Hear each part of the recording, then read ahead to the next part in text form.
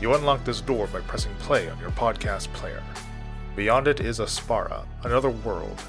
A world of distractions, a world of horrors, a world of betrayal.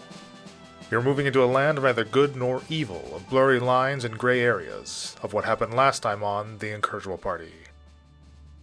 Deciding to seek further refuge in the creepy aura, the party witnesses Tenchi's trashed underground tattoo parlor, where Danzig's barrel was once stored. Here, they argue about their next move as Mia, in an act of desperation, prays to her celestial guide, Herafina. Receiving more bad news, she is shown a vision of a summoned threat to the safety shell. Deciding to deal with what they can, despite the myriad of pressing issues, the party treks into the small mountain clusters and prepare to infiltrate Erica's tent in the cultist encampment. You've now crossed into the continuing adventure. As the second round of 10 minutes progresses, with Thunder capturing his own image in this mirror, you see Erica still kind of milling about, and from the fenced-in tents, the supply tents below you, you see one of the cultists here. They go into it, and they come out with what looks like a pig, like the kind of this squealing pig in their arms. And they carry it the 100 feet or so over to Erica's tent. And Erica kind of looks at it, and she moves to the opening of her tent and raises an arm and beckons to something inside, and out comes stepping this giant crocodile. And the cultist kind of, even from where you can see him, he looks a little like shaken, like scared. And he kind of throws the pig at the crocodile, and the crocodile just opens its jaws and snaps onto this little pig as it devours it. And Erica kind of bends over and again gives this crocodile a pat with her right arm. And Thunder, you've successfully captured your image in this mirror. That's not good. Yeah, so I suppose if Shaft is the one who's thinking about going to get what's left of Danzig, perhaps Shaft might want to look like Thunder instead of me. Well, I'm going to be a short Thunder. Are you not going, Falzarin? Well, You're already in robes. It makes sense. yeah. So remember, it acts as the polymorph spell. So Shaft, you would. Oh, that's right. Okay. I'm in. So Dreg sees this too and kind of speaks up. If this mirror works more than once, then perhaps all of us could be changed into something less conspicuous and go together. Well, Dreg, what would you propose that we turn out? I mean, we don't all want to look like Thunder here. Well, you've at said least not identical. How many robes do you have? I have 2. Let's go kill some cultists. I hate them. I may be able to get away in what I'm wearing at a distance. Yes, me as well. I mean, the color's a bit off, but I am wearing robes. Are they bright pink or what? Alternatively, I could make Mia and Shakara invisible for a time. Yes, I think that is a better plan than polymorphing us. I like my armor. I agree. I'll turn into whatever Thunder and go down and work my way in to get Danzig. Let's do it. How are we gonna kill him? I'll take care of that. You said you would take care of him before. Now, Shakara and Mia, are you intending to come along invisible? I think it best that Shaft not go alone. Yes, I agree. I want to do an insight check on Shaft when he says he will take care of Danzig. Okay. Shaft, you can roll any opposing roll if you want. And Can I as well because of how I yeah, respond? absolutely, sure. And then John can, based on the 2 of your results, can let you know how you should feel. I got a 15. I got a 15 as well. 17. Frick! I had a +8. Based on what he says, then you are fairly confident that he'll stick to his word. I really don't want to have to kill Shaft. But we will. I will. But we would. That's the thing. That is why we're not letting him go himself. I do not believe Shaft should go alone. Yes, I think if Shaft and I transform ourselves, and you two become invisible, we can all go.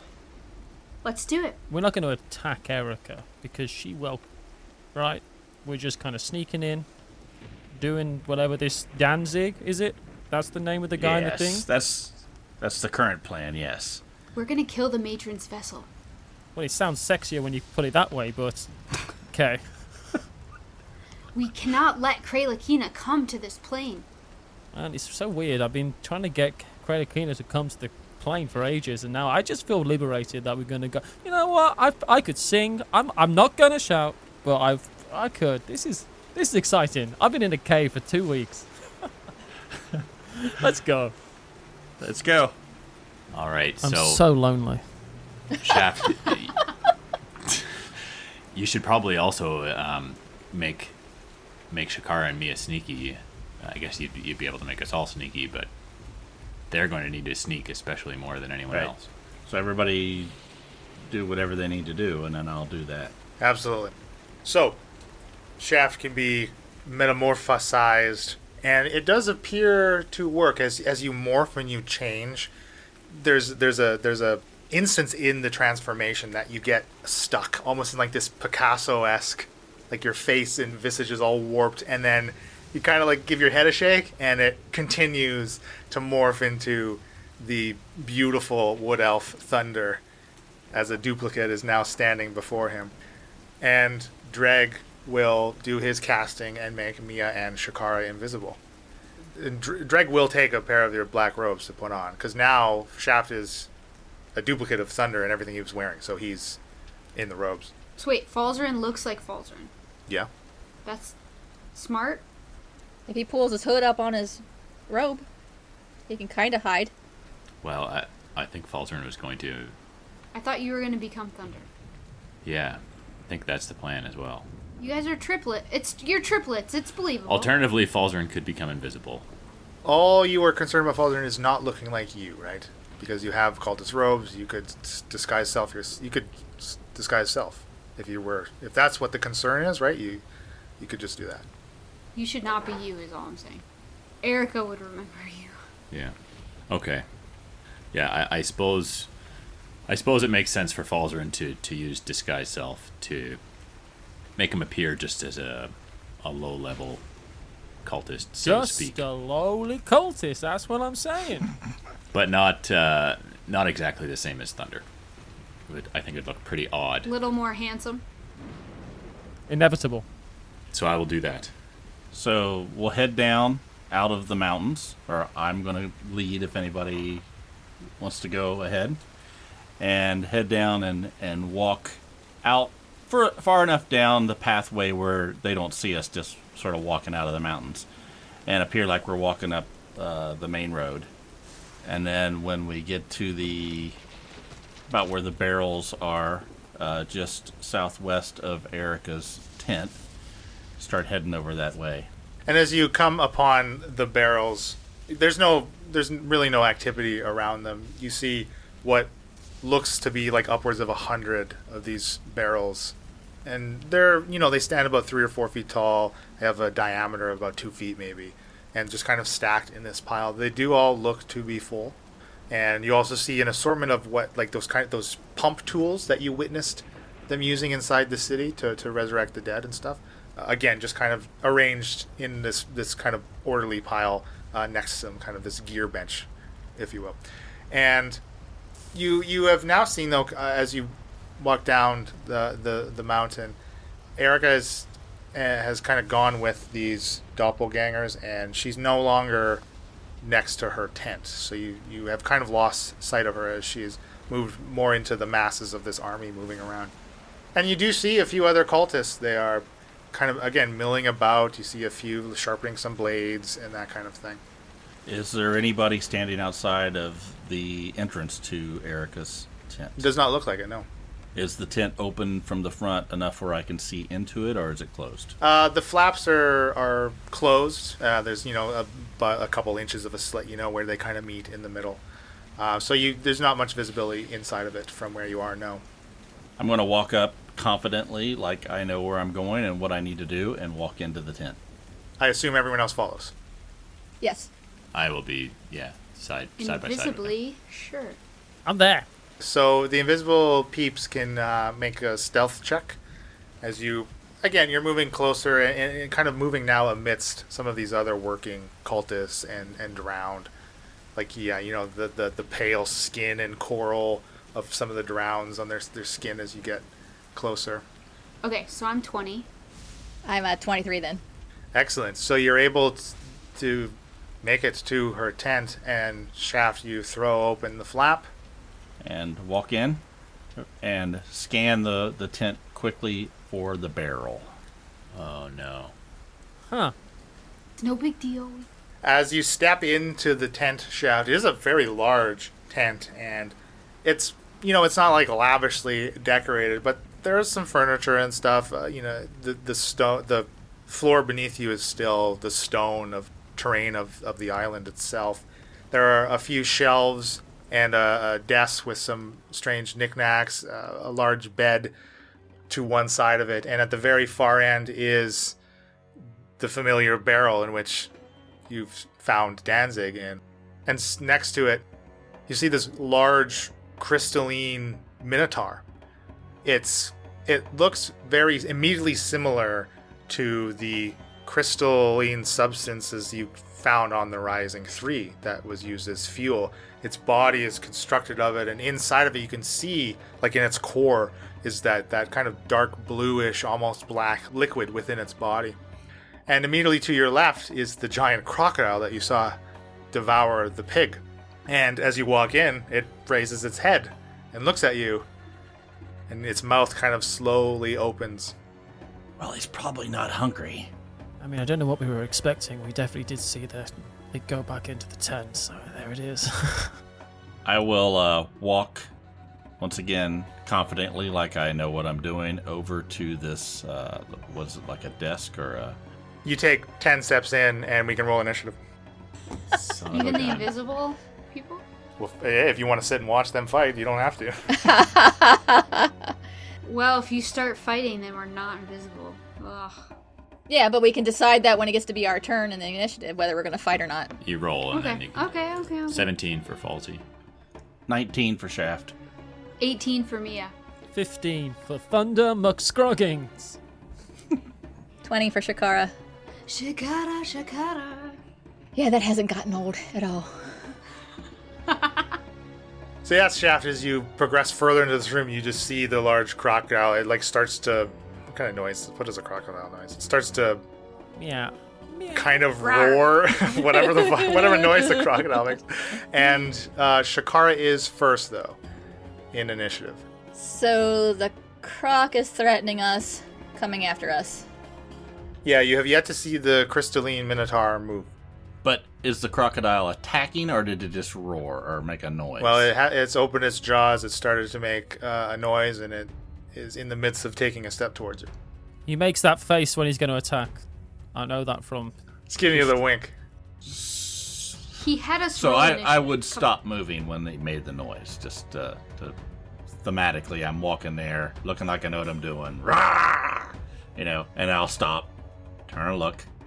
Yeah, he's going to kill us, so we should probably do something about that. But I can only say 6 words or something, so ignore this. Let's see. So I will run up as far as I can. And since we had a short rest, I do have my breath weapon back. So as I come up close to him, as I run at him, I will yell, "Heat flame!" The crocodile got a 5. That doesn't cut the mustard. That's 19 points of flame damage, and I am visible, I assume. Yes, you do pop back into visibility. Shaft, you're up. All right, so what I'll do is I'll reach in my bag and I'll pull out that ball that Tenchi gave me and activate it to try to hopefully make everything silent. Okay, and as you do, kind of this almost like ripple in the air expands from the orb, and it kind of stops at about what looks to be about a 30-foot radius around you. You just kind of see the shimmer as it reaches out and then stops, as if, you know, the air stops moving and as if nothing else has happened. Okay. and that the alligator or whatever crocodile is outside of that. Remind me, can I cast a spell within that, or am I not able to speak? Or it's just that people outside of it can't hear? Tenchi told you that it's very experimental and that you should be able to work within it, but yes, just outside of basically where the outer perimeter of it, sound won't be able to pass that barrier. Okay, so I'll activate the ball, sort of assess where I am compared to the crocodile, move up about 10 feet, pull out my bow. As you draw your arrow, you all hear the twang of his bow, and you've seen him pull the orb out and activate it, right? You all saw Tenchi give it to him, so you all know what it should do. And as he has activated it, you can hear him firing, and sounds are still permeating through the room around you. Okay, good. So 25 to hit. Yep. That is 6 points of damage. And now that it's been damaged, I'll take my second attack. That is a 21 to hit. And this time Colossus Slayer on top of the damage. So that is 11 points of damage. And then I will, I'll sort of put my finger up to my mouth and I go, "It's quiet, they can't hear us. Kill it." Can we hear him whispering? You can. Mia, you're up. So I just have to trust that it's quiet. Yes, exactly. So the 30-foot radius around Shaft does not include this crystalline bull in the barrel. That's correct. So let's kill this crocodile. I'm gonna chuck my hammer at it. Come on, falling star. Okay, 15 to hit. That hits. 18 bludgeoning damage. Wow. And you too become visible. Do you want to move? I would like to move to the middle of the tent. So I'm just getting close as I can to the barrel while staying in the silent... Would I know about the silent area? Like how big it would be? Tenchi didn't explain how large it is. Okay, so I'll move up in front, like between Shaft and the barrel, but staying close to Shaft, knowing that it's probably going to surround him with the orb. All right, Falzern. I'm going to move up a little bit as well from the entrance to the tent, up about 10 feet. So I'm behind Shaft and to Shakara's right, and I'm going to cast Flaming Sphere, and I'm going to put that on the far side of him. So, and then I'll use my bonus action to ram it at him. It gets an 11, but it's actually going to use a legendary resistance to automatically pass it. I beg your pardon. So half damage. All right, so 8 damage, half of 8 damage. And at the end of your turn, it's going to actually use another legendary action to move half its speed, closing on Shakara. Bring it. Thunder McScruggins. Whew! Thunder McScruggins here. Let's do this thing. What thing am I going to do? Let's find out. I am going to move so that I have clear line of sight with this crocodile. And by I'm going to move, I'm going to ask Leland to move me to within line of sight of this crocodile.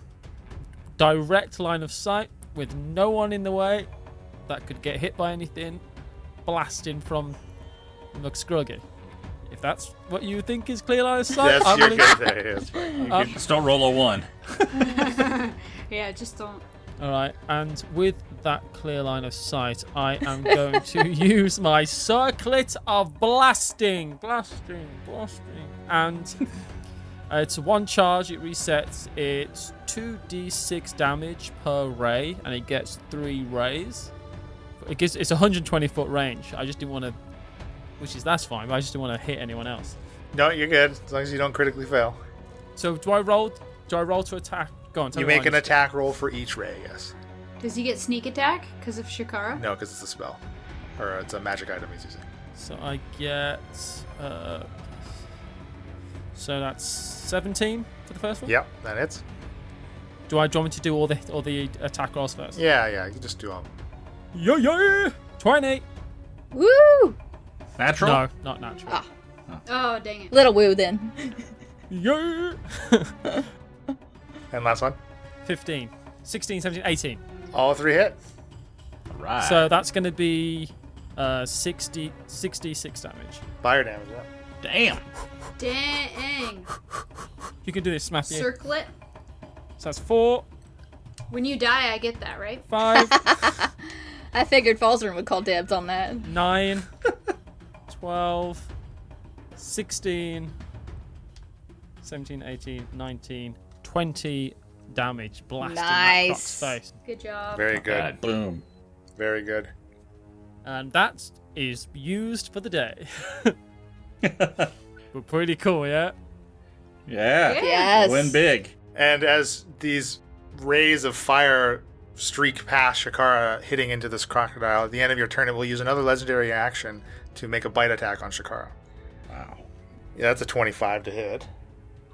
Yeah, that kind of hits. Oof. She was like, bring It it. just hits. Just 20. Oh. Max damage for 24 piercing. Owie. Do you take resistance to piercing? Piercing. Yes. So -3.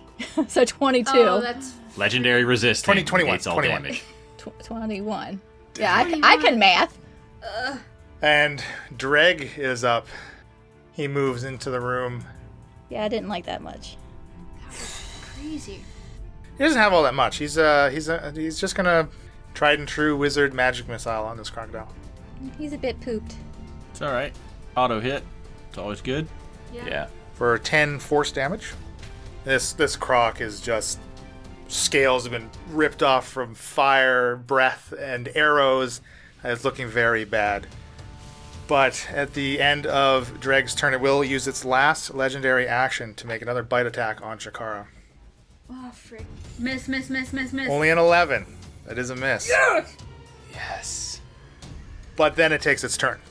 Oh my goodness. It will try to bite you again. Come on. 21. Hits. Oh man, I'm rolling really well. 20 piercing damage. Oh my gosh. I am going to point my finger at it And Hellish Rebuke. and say, burn. That's a 19 on its saving throw. Okay, well, it still takes half damage, which half of 11. And then you see it turn its body for a tail attack on you. Shakara's not looking good. No, I figured. Its tail is only a 16 to hit. That misses. Thank God. I have Revivify prepared. Just might run out of spell slots eventually. I have one spell slot left. So this crystal minotaur finally takes an action. Oh no. Oh, this is bad.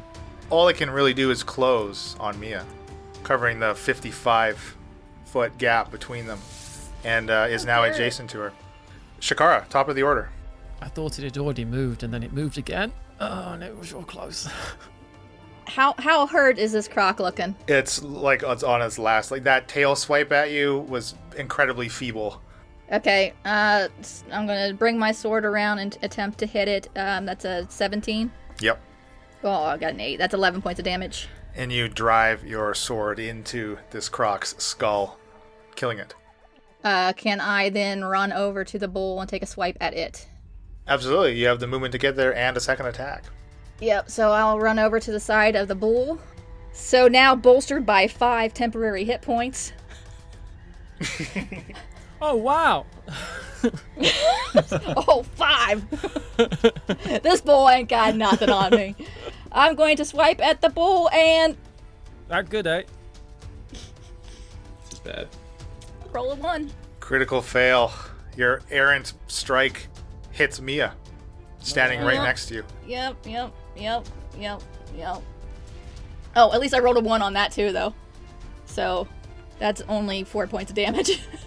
Flashbacks right here. Oh, gosh. Shaft, could you roll a D100, please? Oh my god, are we doing everything again? Did he whip his wand out? Not yet. That would be a 50. Oh, no, we're going to see if the silence fails. This orb on your person, another shimmer erupts from it, taking up the same type of aura. And as you kind of are fiddling with your weapon, it makes no sound. Okay. So now you are you are completely silent in this aura now from the orb. No, that's Okay. bad. That Bad. means Falzarin That can't is cast bad. spells that require a verbal component. Oh. Let's see here. Well, I thought we wanted to be quiet, though. We They want don't want us to be outside quiet. quiet. We don't want inside quiet.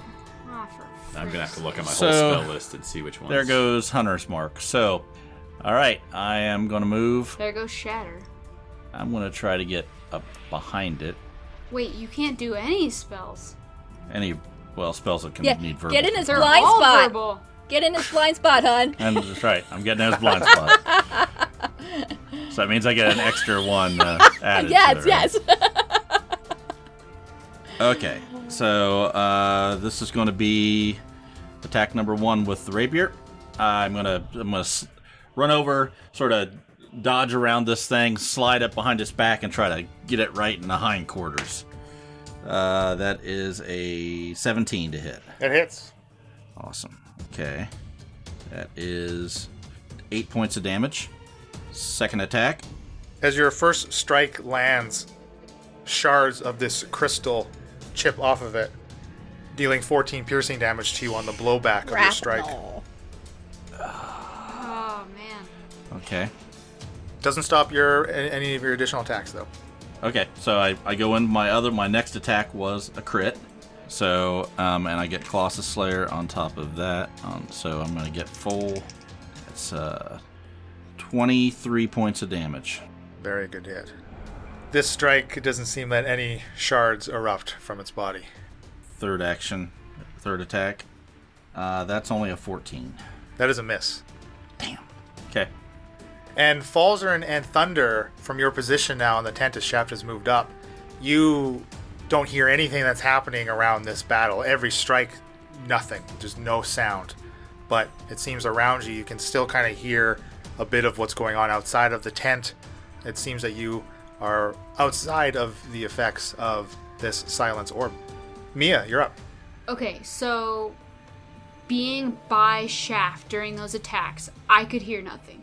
And you still cannot hear anything. Could you say that I would recognize that my verbal wouldn't work? Yeah, you know that for sure as a caster, absolutely. So I'm gonna back up 30 feet from this bull. You'll take an opportunity attack, by the way. Fine, whatever. And it will I think take it. Or actually, it cannot.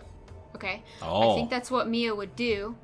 Yeah, you make it like 20 feet, and you step out for that extra, that 20 to the 25-foot mark, and you can now suddenly hear again. So once I can hear, I'll stop. So I'm like right at the cusp there, in front of where Falzarin's at the entrance. Okay? And I'm gonna cast Shatter, which is a 10-foot radius sphere centered on my own point that I choose. And let me look at what spell slots I have. Tries to upcast that son of the... Because if I could upcast it and channel that crap, I'm gonna do it. So I would like to center the sphere where it's only touching the bull, not Shaft or Shakara, obviously. Appreciate that. And I'm going to upcast it to 4th level. So it's 1d8 increased every time. So casting it at 4th level is 5d8 thunder damage. And I'm going to channel it so it's an auto max damage. Okay, and I believe because of what Wow. it's constructed of, it has disadvantage on this Constitution saving throw, right? Yep, it's a con saving throw Yeah. and it's a 16 DC. Well, it gets a 3. Awesome. Yes. Wow. Yes, Nice. yes. Wow. So that's 5d8, so 40 thunder damage. Very Nice. good hit. Holy crap. Thank you. My, Thank you. My circlet of whatever it was doesn't seem as cool anymore. And because I'm outside of the silent area, I want to be like, by the power of Thor, but I like don't say it. You mouth I it. like hold back. Yeah, you guys know what I want to say. Falzarin, How does the bull look after that hit? you see kind of bits and pieces of its form have kind of sloughed and shattered off of down, spilling to the floor below it. And from its chest, some of that bluish black liquid is now starting to leak out of its body. Okay. So it's looking like we've done some significant damage to it. Yes. I'd like to move my flaming sphere from where it was beside the crocodile Since I don't quite have the movement to Legendary. Move it to the barrel. Shut up, burn the barrel. everybody! Let's get through this. This thing's almost fucking dead. So I don't quite have enough movement with my bonus action to ram it, but I'm going to move it adjacent to the bull, right on its rear right flank there, and then I'm going to cast Eldritch Blast at the bull. All right. That's an 11 to hit That's a miss. and 24. That one's a hit. 7 force damage. Thunder. I reach into my bag of tricks, knowing that I might need the aid of a... Hold on, let's find out. What is it? The powerful aid that only a giant weasel can Yeah. bring to the table. Oh man. I throw the giant weasel as far as I can towards this thing we're fighting. So you can throw it. You can throw it up to 20 feet. These are weasels like from that movie Beastmaster, right? They're very smart and do what you want them to do. They do exactly what they're told. Yeah, through a series of intricate winks. And yeah, so I'm going to throw it 20 foot then, so I guess it's not going to go that far, but Well, you can move up. You want to get it next to the Minotaur. okay, I'll get within range to throw it right up to maybe... What does your weasel sound like in the silent bubble? As I throw it, you can tell it's screaming, but you can't hear it. And I guess I'll also get to attack, do I? Maybe? Yeah, because you could use your fast hands, right, to Mm-hmm. manipulate that object. Yeah, so I'll use fast hands to do that. Then I will go with a short bow to attack. I will attack with a roll of 4. And go, well, oh well. I kind of look at the dust of the ground of the tent and I kind of like kick it and kind of do that cute thing where I kind of like go, Oh, shucks. shucks. The thing that makes us all question your intentions and want to kill you. You know? I think it's called pulling a brindle, but I didn't mean to do it. I threw a weasel. I mean, Do you try and say anything to the weasel as your bonus action? I say, get him, boy. Like that. I've never seen the weasel before. It's a new one to me. So I And command. Neil goes, shh. I command the weasel quietly to attack this crystalline monster. All right, Dreg gonna follow Mia's suit and just back up. And yeah, again, he's just gonna have to magic missile. Most of his spells are really support, so he doesn't have much damage. Another 10 force damage though. Yeah, I feel like force is good against this guy. And now this Minotaur gets a full turn to attack. Probably wants to get that weasel, right? Yeah. I'd say it's the biggest threat right That's- now. Yeah, for sure. I mean, I didn't even hit it with my second hit, so. So you see it's carrying this huge great axe and it rounds on shaft. 25 to hit. Yeah. Dang it. 19 slashing damage. Okay. It lowers its head to try to gore you with its horns. Well, it rolled a 6. Because that only brings the total to a 14 with its horns. And Shakara, you're up. Okay, I am going to attempt to whack it with my sword. That is a 25 to hit. That hits. Yes, girl. And that is 10 points of damage, and then I'll bring my sword around again and try and cut into it. Well, at least that wasn't a 1. That is a 9 total to hit. A miss. Glancing blow off of its side. Did absolutely no damage. You're good where you're. Actually, what I did forget on its turn, the sphere next to it must make a dexterity saving throw, which it fails, so falls there, and you can go ahead and roll your fire damage. So 5 fire damage. Leave just enough health points for my weasel to kill it. I'm just saying. Shaft, at the beginning of your turn, could you roll D100, please? 49. Again, the shimmer spreads out from the orb, and you can hear yourself again. I will. I'm gonna go off on this guy, so I'm gonna take my rapier out, and I saw where I sort of chipped at it before, the pieces that are sort of falling off, and I'm gonna try to jab into that hole. Critical hit. Critical hit. You get so many crits. I am doing awesome. Yeah, it's ridiculous. He gets crits more than any of us. So that is, let's see here. As well as I did to hit, I'm doing just as poorly on damage. So that is, that would be 16 plus 4. So that'd be 20 points of damage. A very good hit. Not quite enough to bring it down, but as you land, splinters of its body spray in your face, doing 12 piercing damage to you. Alright. That was only first attack, though, right? Yep. Second attack. That is a 10. That's a miss. And third attack. Okay, that's 25. Yep. 6 points of damage. Still kicking. You see one of its shoulders is almost completely eroded from your strikes and attack. Like its arm is just hanging on by this most fragile of pieces of crystal. Mia. I was thinking Shaft was gonna kill it. I wasn't ready. I should have with a crit, but Yeah. I rolled crap. Let's cast the cantrip Sacred Flame. The creature needs to make a dex save of 16. Fails.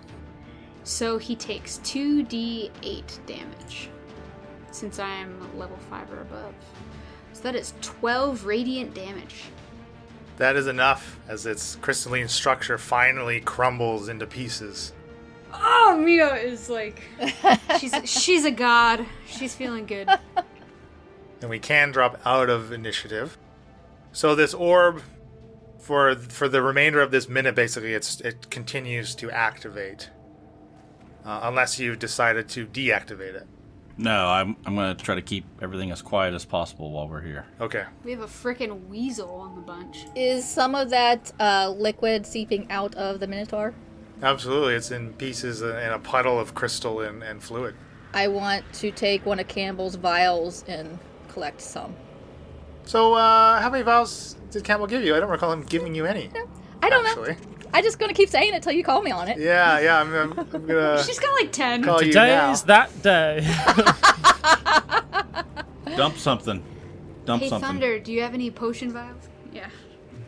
Well, Chug a health potion, whip it out. Emily. Well, a quick scan of what's on some of these desks and shelves, you are able to find a type of, like a vial or a container in which you can scoop up some of the liquid.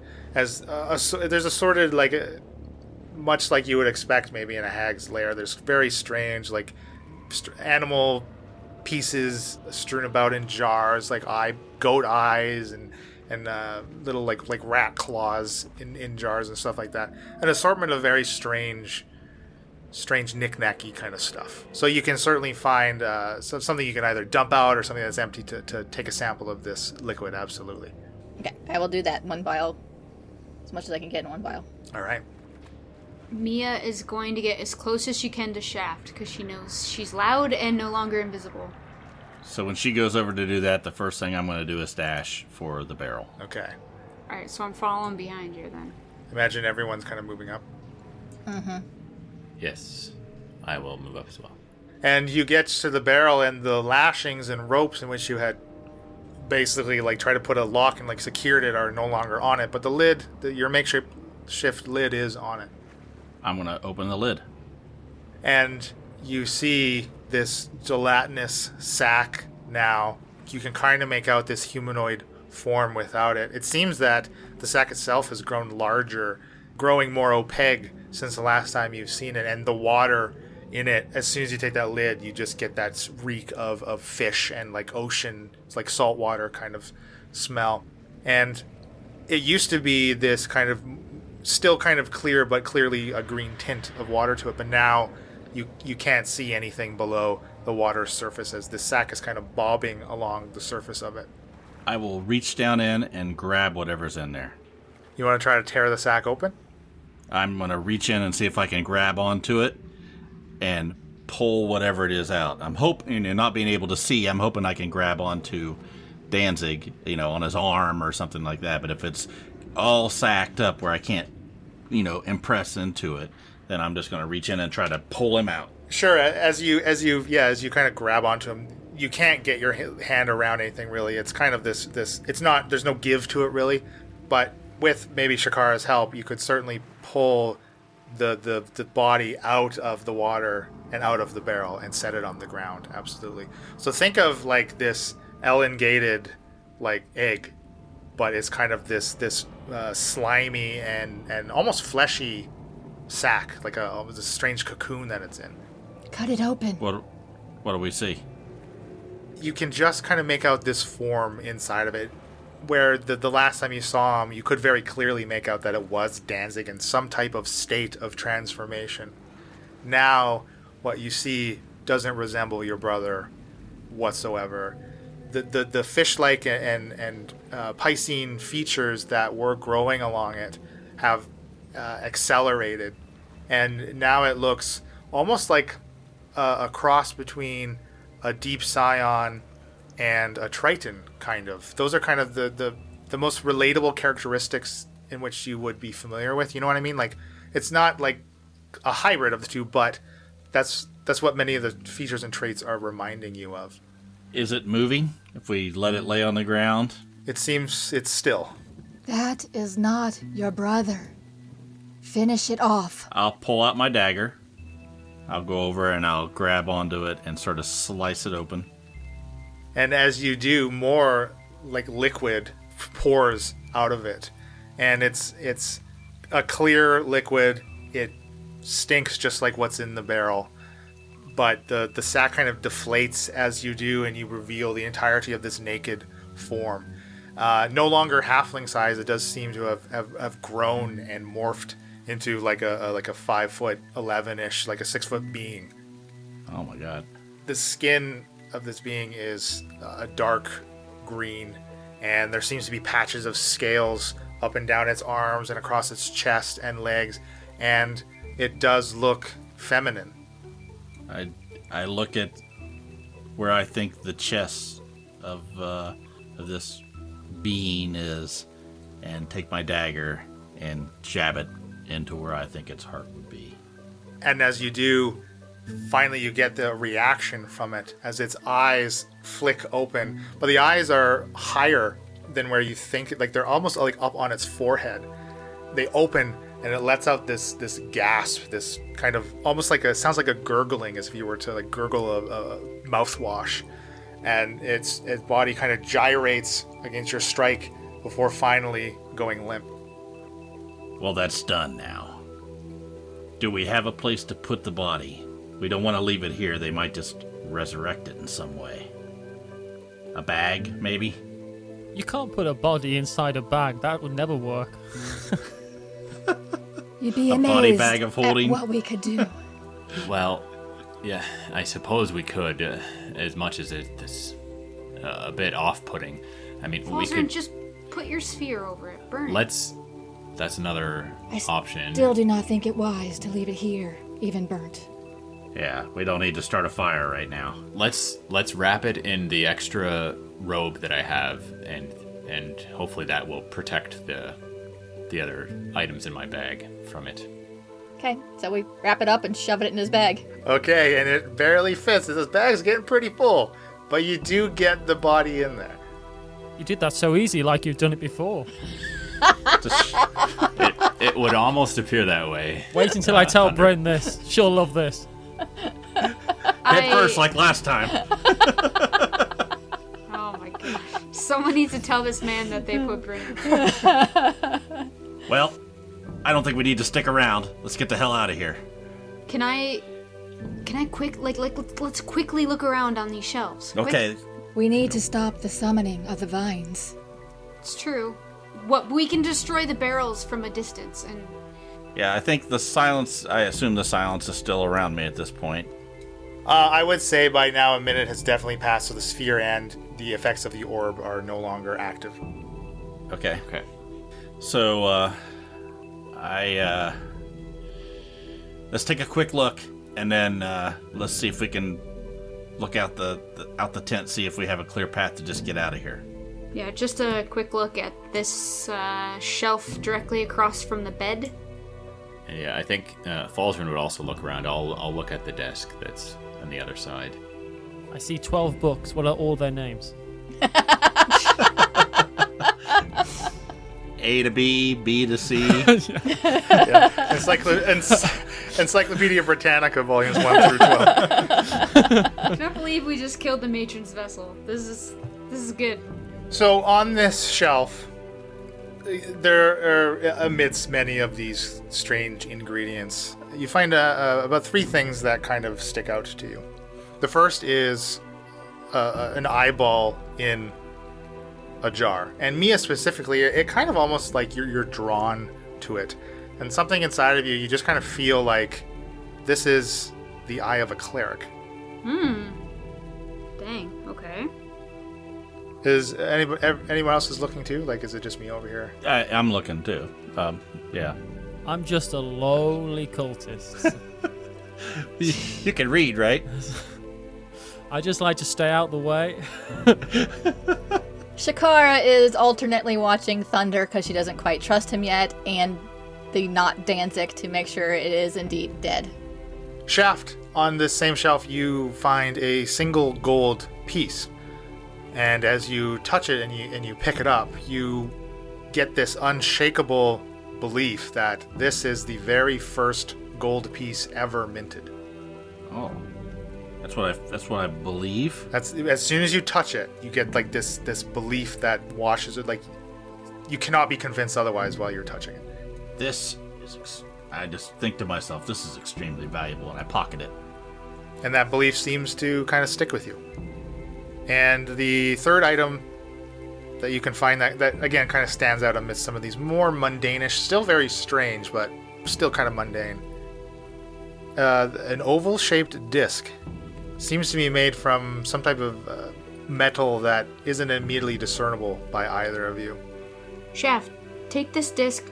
I'm taking this eyeball. This eyeball's speaking to me. It's weird. I look at the disc carefully before touching it. Just looks like a metal disc. Yeah, it's very plain and very smooth, it looks like. It doesn't seem like there are any type of markings on it at all. The edges do look kind of blunt. I say to Mia, look, if that eyeball winks at you, I can decode it. Okay, sounds good. I'll grab the disc, stick it in my bag, sort of look around a little bit, and go, let's go check out the other table. While Mia finishes up whatever she's doing. And Falzern over here, while they're looking at this shelf, soon to be joined by Mia and Shaft. This desk has kind of more of an assortment of papers. And there is a tome on it. And kind of leafing through it, it seems that every page of it is filled with like very tiny, almost illegible writing. And it seems, strangely, it looks like it's a book of recordings of conversations, like transcripts of conversation. And you recognize some names of the elders, and there are some dates. It seems that someone has been keeping a record, or some type of magical record may be created, of every conversation that happened in Heraklion within the last 3 years. Well, this is no use to anyone. We should burn this. What? No. Perhaps one of the most useful things we've ever found. Thunder, I don't know that you have a future with this party. What was the time frame you said? The last 3 years. Okay. And yeah, leafing through, like, you even see some passages like that, things that you've said. You find like your own quotes. I love Brendel so much. Brendel's my best friend. Like, straight out of the babe's mouth. I can hold my breath for a long time. I know the Tritons. I am amazed and just in awe of this. I'm certainly going to keep it. I think, obviously, I could spend hours and hours and hours reading it. I'm not going to do that right now. Does there appear to be, if I were just to flip through the entire, look at it from the edge, more or less, are there any, like, dog-eared pages or any section that seems to stand out more than the others, that maybe has been studied a lot, that the book might fall open to? I don't know. Just spitballing. It doesn't seem so. Each of these pages, they all kind of look very worn and like well worn, as if someone has spent a lot of time looking over it and reading through it and leafing through it, kind of thing. But no particular section of it, kind of looking along the edge of it, like you say, stands out to you. No. At the beginning of the book, the first couple pages, does it say anything about who may have authored it or created it? There's nothing like that, and the cover of it is completely blank. It's like this kind of black leather-bound book. There doesn't seem to be any indication of a title or an author or anything like that. All right, so I think I'll just pocket it, bag of holding it. Okay. And continue to look. And you don't really find anything else of incredible interest. There's certainly some like blank pieces of parchment that you could maybe roll up and take, that kind of thing. But it doesn't seem like anything else of immediate apparent value. Okay. Yeah, I certainly would. I can use that parchment to make spell scrolls in the future, so I'll grab that as well. And Dreg kind of saddles up next to you as you're leafing through this. And yeah, he's curious himself, but doesn't necessarily ask about it. He just turns to the lot of you. Well, what has this accomplished? We killed the matron's vessel. We believe this means that Kralakina can no longer be summoned to this plane. At least not with this vessel. Unless another matron's vessel is born. Well, I hope that it is not as easy as it is said. Well, technically, you guys, it says the matron's vessel will become the matron, and the matron will empower Kralakina. So, I mean, Kralakina could be here, but just not empowered? I don't know. You're talking about the beast down in the caves. Yes, the Kraken. The Kraken. Well, I think anything that has stopped additional power or growth of that thing, then we have done well here, my friends. Thunder. I think so too. Do you know of any other matron vessel? This is, as far as I know, and take what I say with a pinch of salt, but as far as I know, this is the only one that I've seen, and I was the one that grabbed this, so I don't think so. That's good news. And the ritual has not yet been performed. Everyone's just chanting up some vines at the moment. Yeah. Do you think if we destroy these barrels, that's enough to stop these infinity vines? That's enough to piss Erica off, I tell you that for nothing. I believe we must kill the cultists that are chanting. But he's a lowly cultist and he knows the chant. That means they all know the chant. But the infinity vine chant. Yeah. You kill 5 cultists, 5 more replace them. Then we must destroy the pools? Somehow? I don't want to jump to conclusions, but if you kill a bunch of cultists and they go into the pools, that's just like more sacrifices. That's kind of playing into their hands. They love sacrifices. Good point. I think we need to not be caught in here. Yes. And if they need this goo, I say we destroy the barrels. I don't know. But the goo is already in the pools. Let's talk about this outside of the tent. Let's, hey, Thunder, why don't you go out first, since they're not really going to expect anything from you?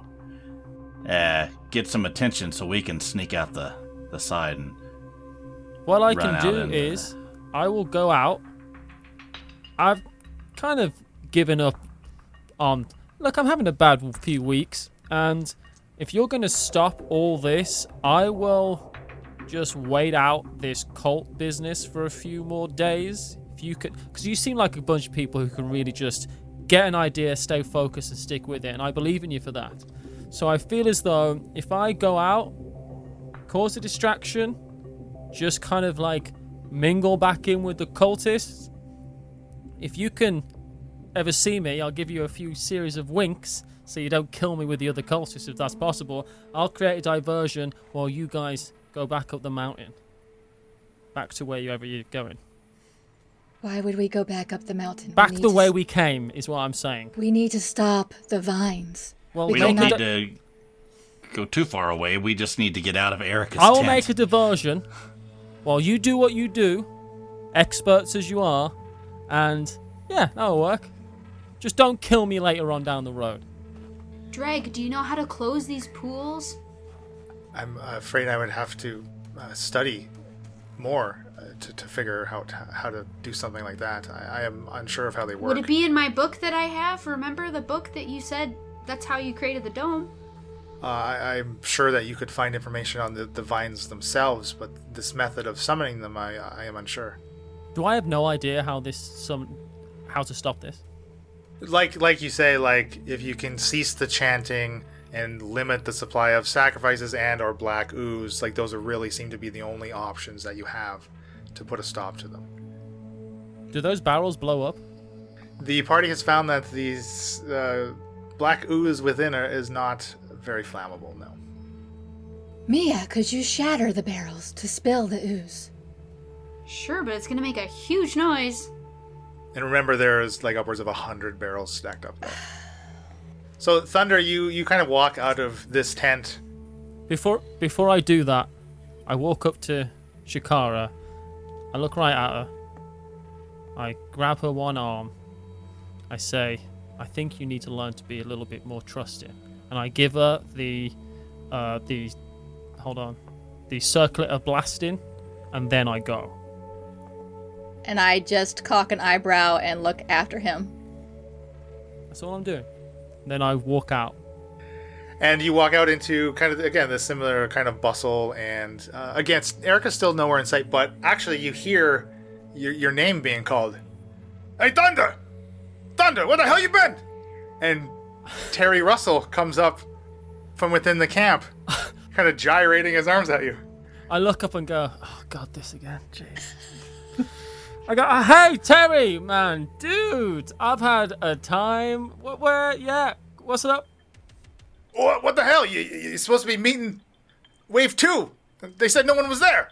Well, yeah, I know that. I went down to the port, and you told me to this other place, and then, with that twice, and you think about it that way, and really, I think it's your fault. You know? You know what? I'm still freaking black and blue from my trip here. I don't need any of your crap, okay? Look, just get over to the storehouse, start moving some boxes, just make yourself useful. I just look down and think, and say it aloud, even because it's a podcast. I say, I'm so lonely, but at least, when I see Bryn next, I'll have some stories to tell her. And I go over and start moving boxes. The only thing keeping me alive is knowing that one day I'll see Bryn again. But as you continue to the boxes, your giant weasel does pop its head out of the tent and scamper after you. Excellent job, everybody. Thank you very much, Matthew, for joining us. We will end that there. Oh, man. What the heck? What are we going to do? No idea. Please tell everybody who you are and what else you like to do. I am Matthew Jude. I do a podcast called This Game's Broken, which is a board game panel show. A bunch of videos do a bunch of idiotic things. It's a thing that exists. That's definitely good. It's a lot of fun. It's the board game podcast that most resembles the Incorrigible party. Yes, that's actually true. And I also do another show called Death by Monsters, which is a show about monsters, mysteries, and the unknown, which is nothing to do with board games, but it is a lot of fun, and we talk about weird stuff. I have no idea when this episode is going to come out, so who knows what You have some pretty big sponsors. I mean, Honda Accord. Coors Banquet. Let me tell you can be fake sponsored by whoever you want to be fake sponsored by. We might need to think about getting some fake sponsors. That's it. That's me. That's what I do. What would we be fake sponsored by? McLaren's Obviously, finest. some type of sex toy company. Yes, McLaren's finest. McLaren's finest, the go. body bag of holding. Well, you know what? Ink sales are down lately. Times are a little tough. McLaren's has had to branch out and expand their inventory. You can find any type of butt plug you want at McLaren's finest. That's awful. The Brightwood family could, sponsor us a little Brightwood is a great name for a sex toy. Oh my god, they glow in the dark. This is amazing. Finally, my biggest problem, never being able to find it in the dark. The power of Thor. Watch while I make this lightsaber disappear.